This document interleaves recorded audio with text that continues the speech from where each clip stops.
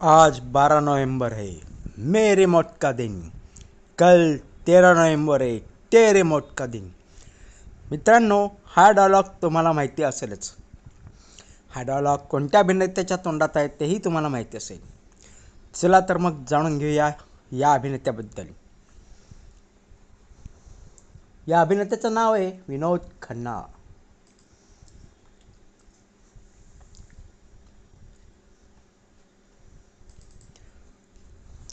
विनोद खन्ना हे हिंदी चित्रपटसृष्टीतील एक प्रसिद्ध आणि लोकप्रिय अभिनेते होते.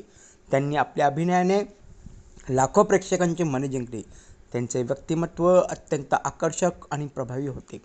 ते भारतीय चित्रपटसृष्टीतील सर्वाधिक देखण्या अभिनेत्यांपैकी एक मानले जातात. त्यांचा जन्म 6 ऑक्टोबर 1946 रोजी झाला. त्यांचे जन्मस्थान पेशावर होते. आज पेशावर हे पाकिस्तानमध्ये आहे. भारताच्या फाळणीनंतर त्यांचे कुटुंब भारतात आले. त्यांचे बालपण विविध शहरांमध्ये गेले. त्यांचे शिक्षण उत्तम वातावरणात झाले. शालेय जीवनात त्यांना अभिनयाची आवड निर्माण झाली. त्यांनी अनेक नाटकांमध्ये भाग घेतला. अभिनय क्षेत्रात करिअर करण्याचा त्यांनी निर्धार केला. त्यांच्या कुटुंबियांनी सुरुवातीला त्यांना प्रोत्साहन दिले नाही, मात्र त्यांनी आपले स्वप्न सोडले नाही. चित्रपटसृष्टीत प्रवेश करण्यासाठी त्यांनी खूप मेहनत घेतली. त्यांचा पहिला चित्रपट मनकामित होता.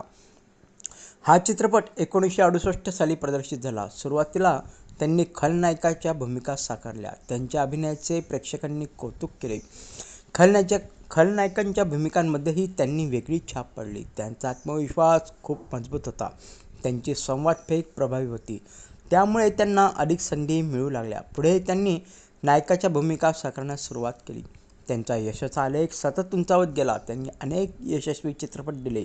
मेरे अपने हा त्यांचा महत्त्वाचा चित्रपट होता. या चित्रपटामुळे त्यांना मोठी ओळख मिळाली. त्यानंतर त्यांनी अनेक सुपरहिट चित्रपटांमध्ये काम केले. अमर अकबर अँथनी हा त्यांचा गाजलेला चित्रपट होता.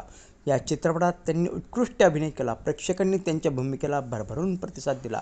मुकंदर का सिकंदर या चित्रपटात देखील त्यांनी दमदार भूमिका केली. या चित्रपटामुळे त्यांची लोकप्रियता वाढली. ते त्या काळातील आघाडीचे नायक बनले. त्यांची शैली तरुणांना आकर्षित करायची. त्यांचे व्यक्तिमत्व अनेकांसाठी प्रेरणादायी होते. त्यांनी विविध प्रकारच्या भूमिका साकारल्या. प्रत्येक भूमिकेत त्यांनी स्वतःची वेगळी ओळख निर्माण केली. कुर्बानी हा त्यांचा अत्यंत लोकप्रिय चित्रपट होता. या चित्रपटाने बॉक्स ऑफिसवर मोठे यश मिळवले. विनोद खन्ना यांचे नाव यशस्वी अभिनेत्यांच्या यादीत समाविष्ट झाले. त्यांनी अनेक नामांकित कलाकारांसोबत काम केले. त्यांचे सहकलाकार त्यांचा आदर करत असत. ते अत्यंत शिस्तप्रिय कलाकार होते. त्यांनी आपल्या कामात नेहमीच प्रामाणिकपणा ठेवला. अभिनयासोबतच त्यांना अध्यात्माची देखील आवड होती.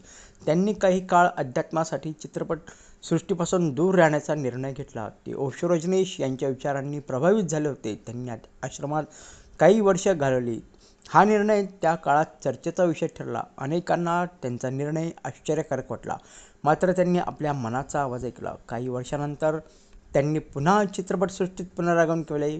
पुनरागमनानंतरही त्यांची लोकप्रियता कायम राहिली. त्यांनी पुन्हा अनेक यशस्वी चित्रपट दिले. त्यांच्या अभिनयात परिपक्वता दिसून येत होती. त्यांनी चरित्र भूमिका देखील प्रभावीपणे साकारल्या. त्यांचे व्यक्तिमत्व काळानुसार अधिक प्रभावशाली बनले. चित्रपटाव्यतिरिक्त त्यांनी राजकारणात देखील प्रवेश केला. त्यांनी लोकसेवेसाठी राजकारणाची वाट निवडली. ते लोकसभेवर निवडून आले. त्यांनी जनतेच्या प्रश्नांवर काम केले. त्यांना केंद्रीय मंत्रिपदाची जबाबदारी मिळाली. त्यांनी ती जबाबदारी यशस्वीपणे पार पडली. राजकारणातही त्यांनी प्रामाणिकपणा जपला. जनतेमध्ये त्यांची चांगली प्रतिमा होती. ते एक लोकप्रिय लोकप्रतिनिधी होते. त्यांच्या कार्याचा अनेकांना लाभ झाला. अभिनय आणि राजकारण या दोन्ही क्षेत्रात त्यांनी यश मिळवले. त्यांना अनेक पुरस्कार आणि सन्मान मिळाले. त्यांच्या कार्याचे सर्वत्र कौतुक झाले. त्यांनी भारतीय चित्रपटसृष्टीला मोठे योगदान दिले. त्यांचे जीवन संघर्ष, मेहनत आणि यश यांचे प्रतीक होते. मित्रांनो, ते नेहमी म्हणत असत, मेरी लढाई सिर्फ अमित से थी. 27 एप्रिल 2017 रोजी त्यांचे निधन झाले. त्यांच्या निधनाने चित्रपटसृष्टीत शोककळा पसरली. त्यांच्या चाहत्यांना मोठा धक्का बसला. आजही त्यांचे चित्रपट आवडीने पाहिले जातात.